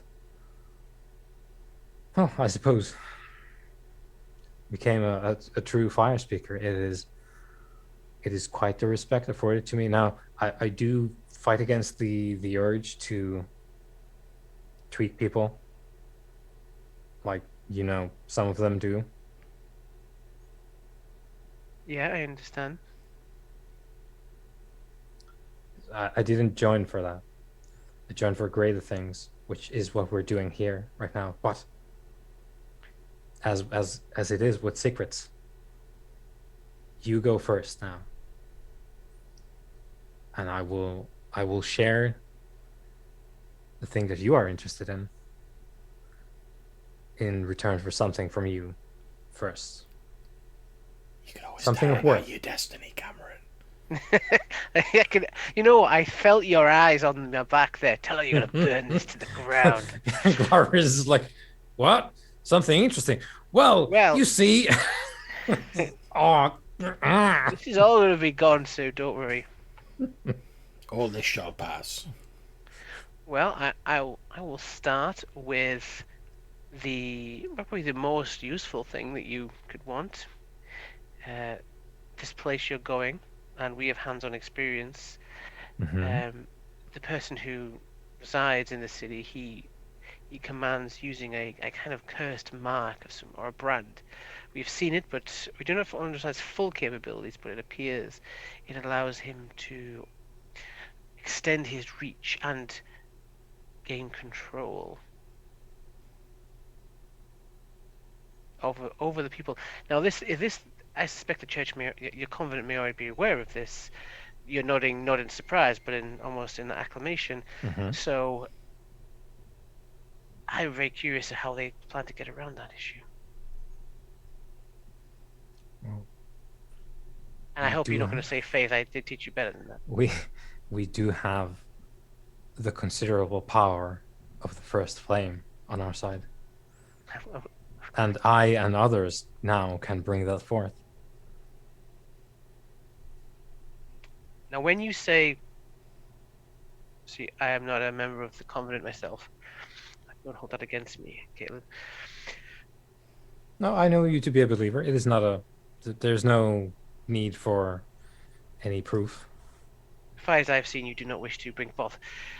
I think when What? she says, "Oh, I know you're a believer, Cameron," I'm gonna be like, Yeah. "What?" Do you mean they have summoned some kind of spirit or a manifestation of the arts? Or is this something else? It is.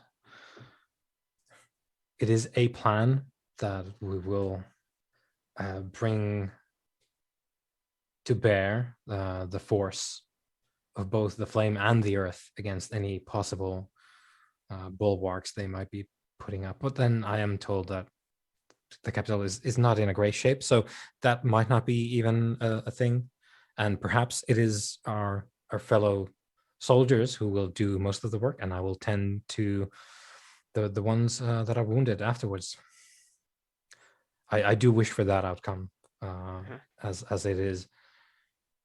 Not only is it awe inspiring to reach uh, into the arts, but as you know, it is also a fraught path. It is a path you should walk with care. She nods gravely, like she's not like joking about this. This is like absolute seriousness. So we know about this, whatever this fool is in the capital. who traipses around with this. He is the king of the old city, even if he may be a shade of his original self. But it is the king, nonetheless. Oh. Oh, don't be silly now. Well, I suppose anyone can be king as long as no one says they are not. No, he's in this case. Cameron's been quite literal. How would that even work? Through arts, fair or foul, he maintains his life, or some semblance of it. So we're the original one.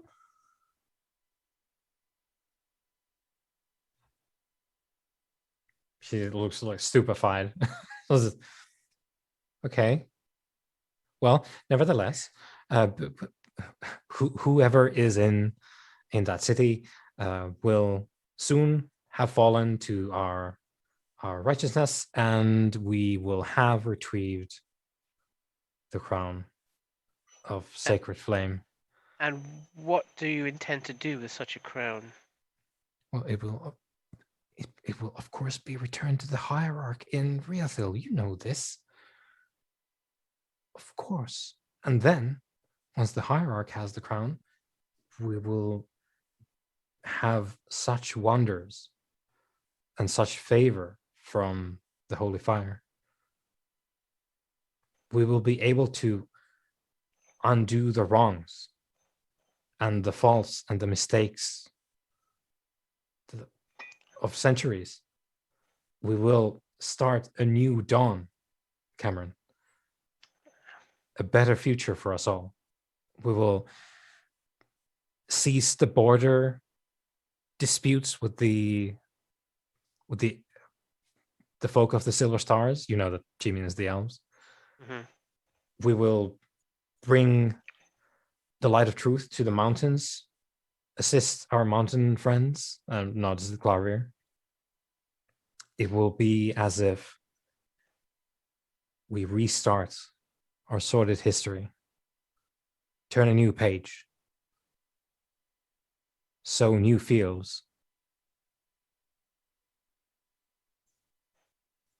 Let's take it in.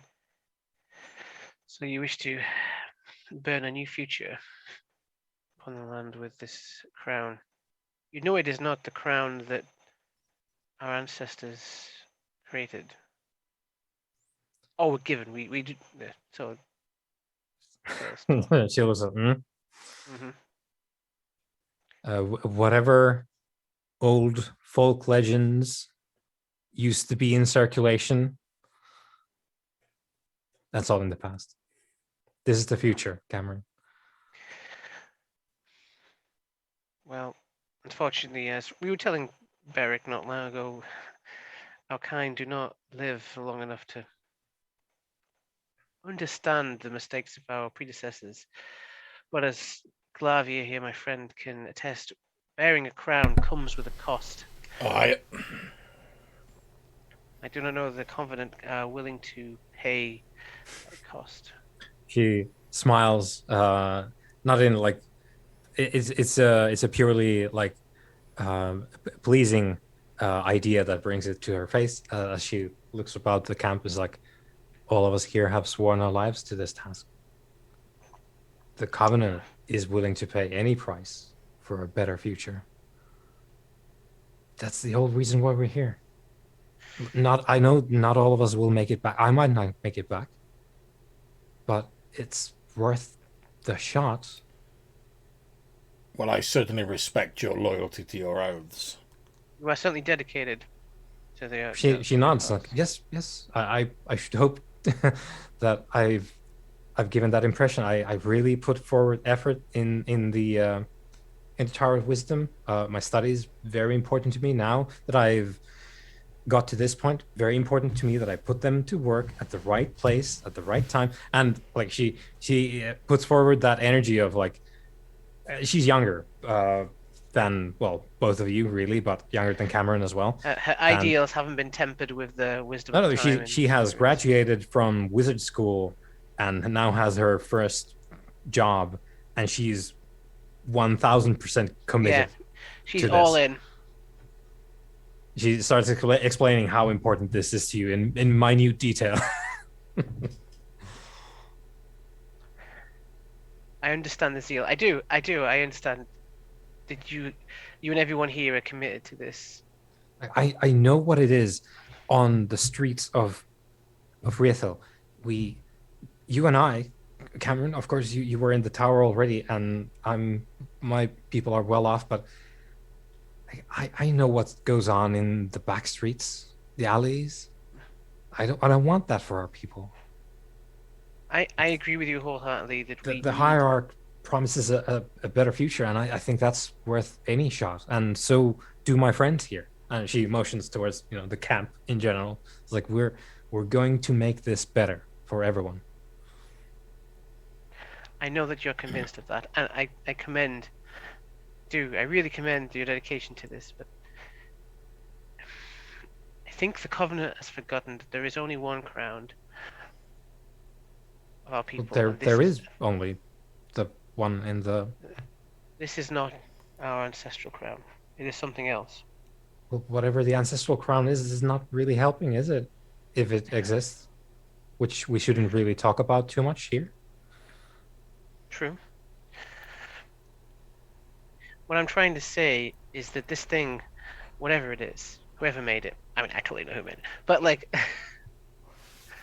it is a fell thing, and it will not bring what you ask.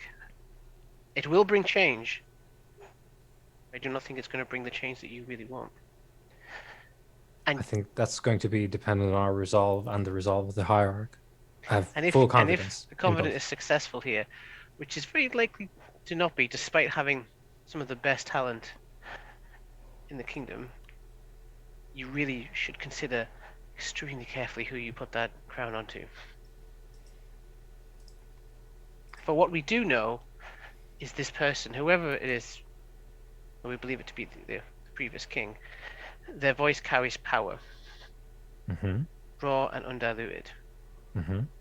If if you can hear them, it is already too late. Yeah, you can see the gears turning. Mm-hmm. Also, we know the people in Dol Siriath have there is a great, I suppose you'd call it a museum there that once held a large cache of elven artifacts, Mm-hmm. all of which have now been taken and no doubt put to the use of those who dwell in Dol Siriath.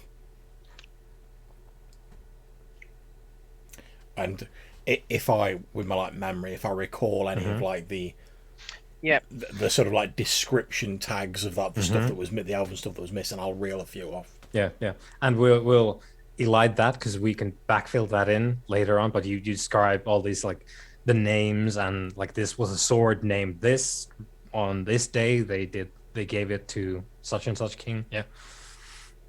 Yeah, you as we know, you have your iron trap of a memory. Yes. You would be much better off destroying that crown if you can get hold of it. We'll get the crown, we'll give it to the hierarch. It'll be fine. It'll be more than fine. Flash forward 16 sessions later, it was not fine.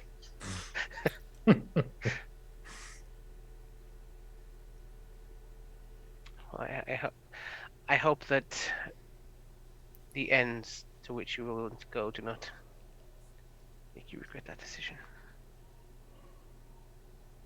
But I wish you all the best, Kaylin. I honestly do. You're one of my best students. Maybe not the best, but one of my best students.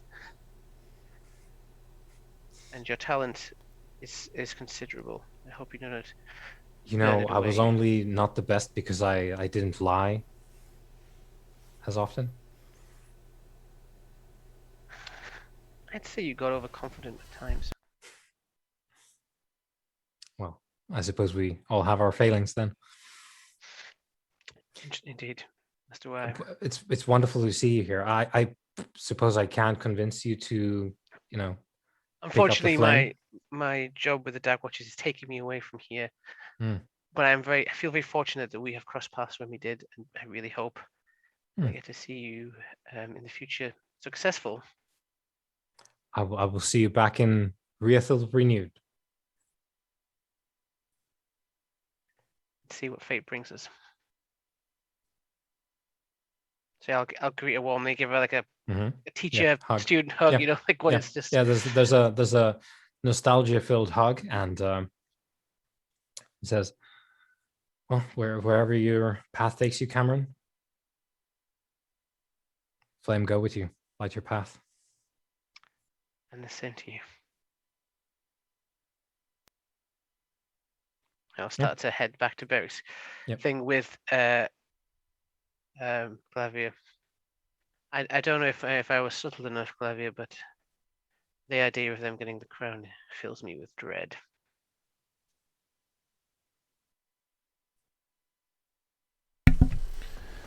Well, as well it should, but I would be, put it this way, I would be surprised if they, one, if they manage to obtain the crown, and two, if it brings about this prophesized golden age that they seem to be reaching for. After all, we know the corrupting effects that this thing, this false crown, Indeed. can have on people. I believe that, although I'm only basing this on my gut feelings, that even a person with the best of intentions, which I do not know if this hierarch is, I do not know him, even a person with good intentions may be drawn into the long shadow that the flame crown casts. I feel that whoever, do we actually know what the Hierophant is, the leader, You do know who that person is, yes? the You're current? from Riethil. That's where their grand cathedral is, I grand don't know if we know temple. anything about this person. So not really, but you know who it is. Right. So I'll put that in the chat. Mhm. Ooh, Okay.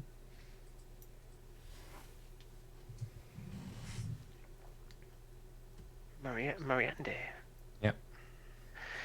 Even if You Miranda know that isn't, she's the hierarch, but other than that, keep not first really. flame. You're gonna need to start rolling some dice Yeah, to another make some wise more coming. info. Yeah.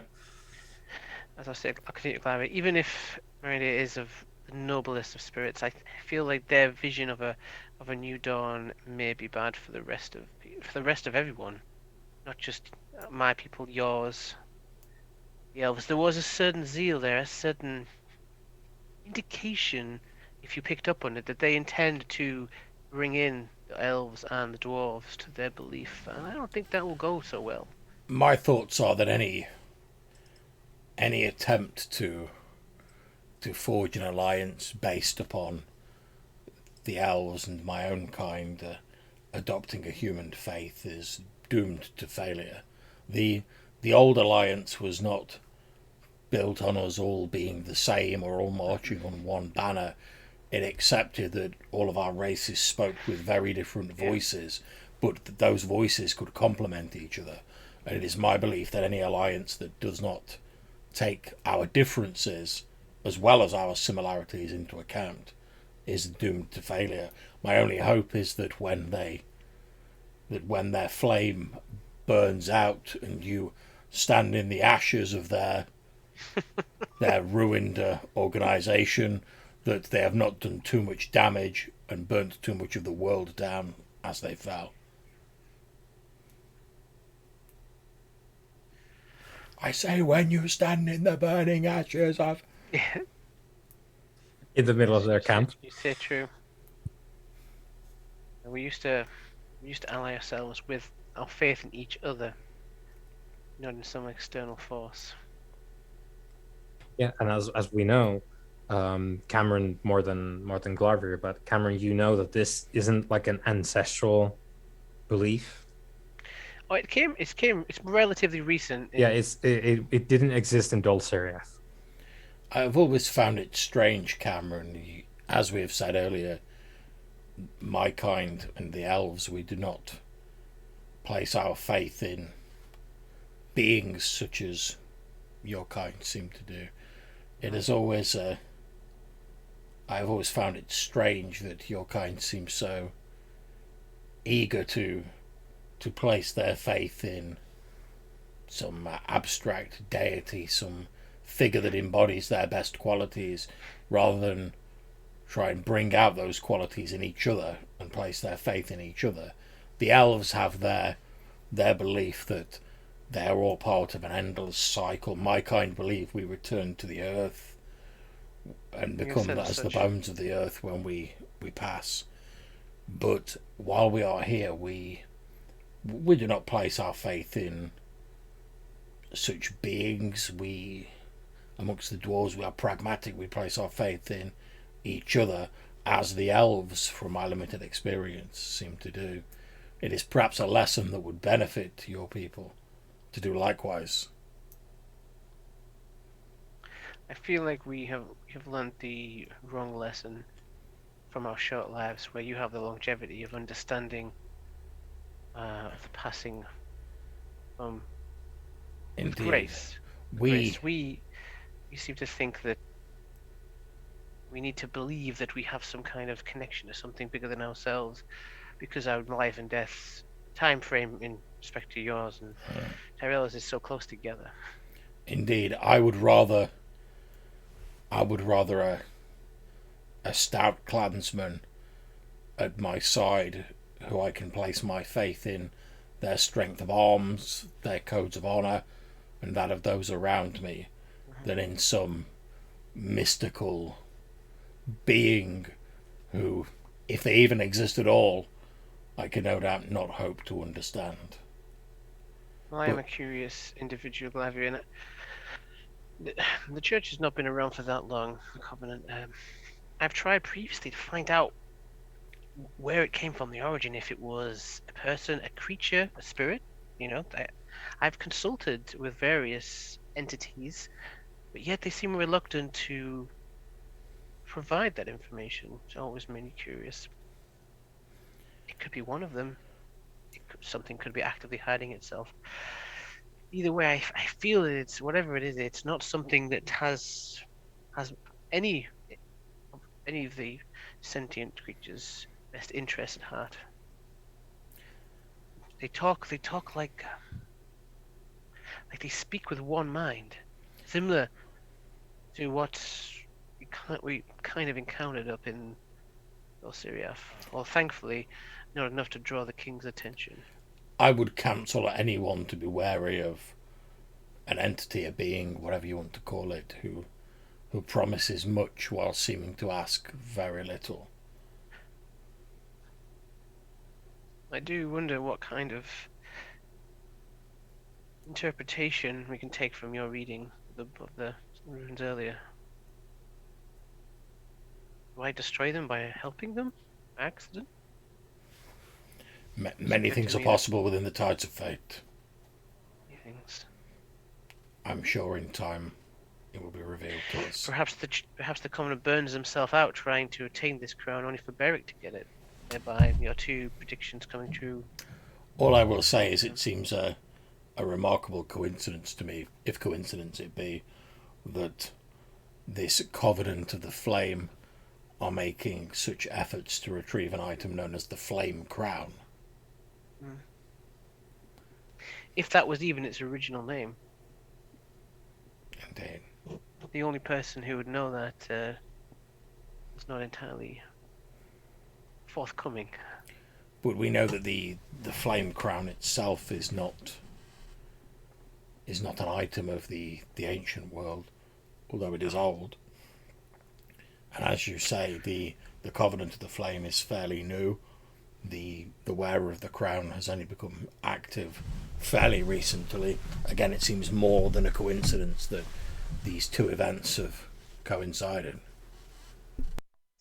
Sorry, Wheelmaster, did we have any idea what triggered the stirring of Dulciriath? No, and you don't have the sort of proper time frame for it. Not have a right now. context yet to Yeah. even Yeah. begin to roll for something like that. Yeah, well, you can start rolling whenever you like. There's no, moratorium on that, but currently you don't have an exact idea of when things started happening there. But at least you know that it's not being like super overt, because it word didn't reach anyone until lately. But whatever, like you don't know if they've been like on the down low or just became active recently. Yeah. Something's funky is going on.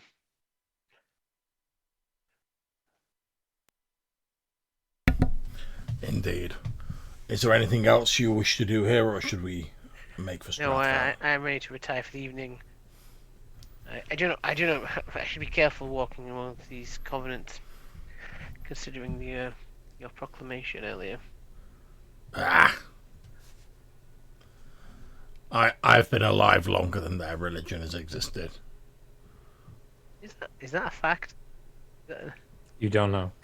Yeah. There's no way for you to confirm. I believe, as you've said, the human propensity for such things may be related to your relatively short lifespan. After all, there are elders amongst my kind who will have seen numerous human religions rise and fall. We know that such things are transitory. That we had the wisdom of your years. Not be in this situation. And yet, even though you may not live as long as us, look at the many great kingdoms your kind have built, and what you have achieved, given that you have so little time compared to us to do it. I sometimes think that, as well as being a curse, your short lives are also a gift, because it spurs you to take quick action and strive towards your goals, whereas my kind, or those of elven kind, may take a more slower and, granted, a more perhaps measured approach, since we have more time.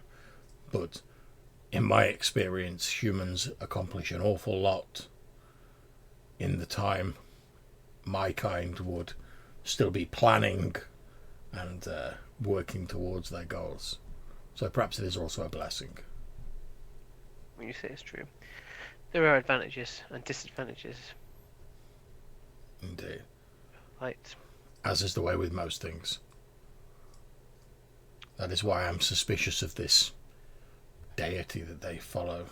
I'm suspicious of anyone who offers an open hand without revealing their interests, or at least, well, as we have seen with Lord Beric, when you asked him for borrowing some of the alchemical equipment, he asked for a trade. That I understand.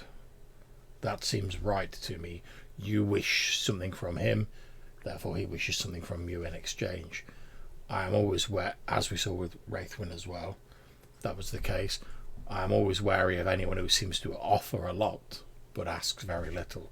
Delivers little. Are they really asking little, or is the price simply hidden? Well, they certainly believe in what they're doing. Was Caitlin a member of the Covenant when I taught her Wheelmaster? I feel like she wasn't, but that's just my not in interpretation. this capacity at any rate. No. Yeah. No. There was a lot of like subliminal zeal messages going through the conversation, so I picked it up. Like, she really has drunk the Kool-Aid.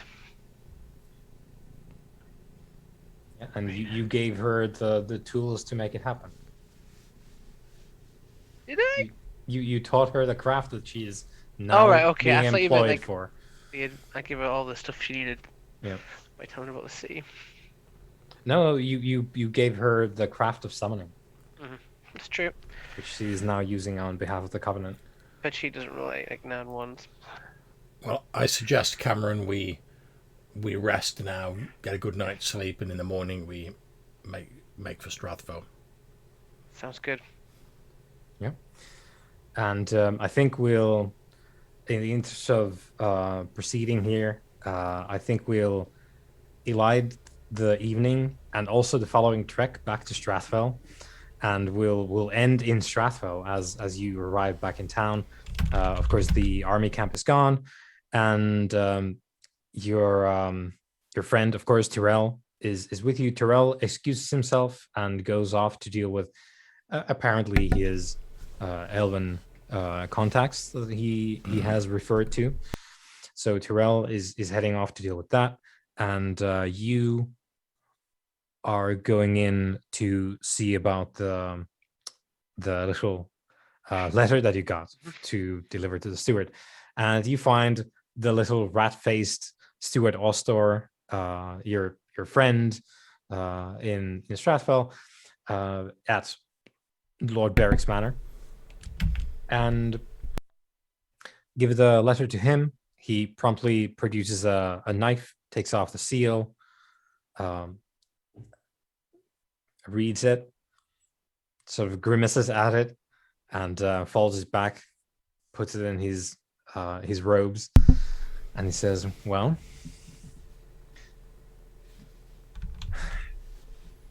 I welcome you back to Strathfell on behalf of Lord Berwick. I look forward to hearing all about the situation up north.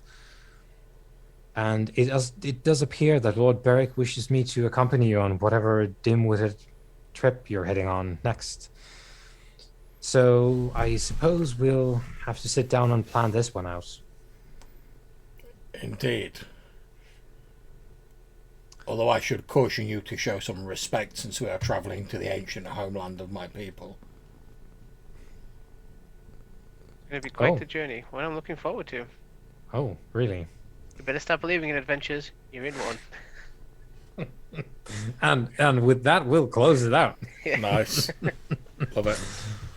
Yeah. So we close out on those words as Ostor is both like bewildered, flustered, and also just not enjoying the idea.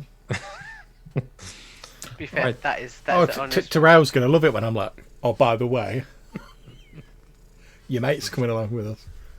Yeah. Oh, thank you very much for running that. I very much enjoyed it. Obviously, sort out Arthur or whatever, but I'm going to end the stream here. So thank you very much again, guys. Thoroughly enjoyed the session. Thanks for playing. All right, I'll end the stream here.